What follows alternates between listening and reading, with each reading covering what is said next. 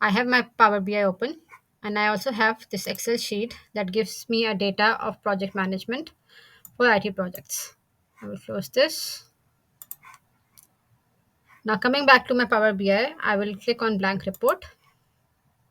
Here I have this option, my Excel workbook or get data. I will simply click on Excel workbook. On my desktop, I have this sheet saved. I will click this. I will select this, and this is showing me the data that is in my Excel. Now when you are connecting it to Excel, just make sure you have the data in the raw form.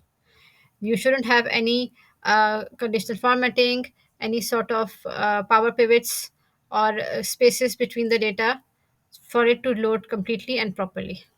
I can transform the data, but simply I will click on load.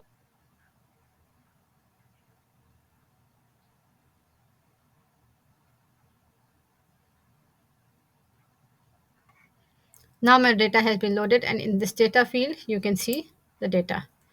I can start working on my dashboard now. For example, I want to add a table. I will add the columns, for example, project ID. I can add role. I can add location, status, and so on and so forth. Keep watching for more videos and don't forget to subscribe. Thank you.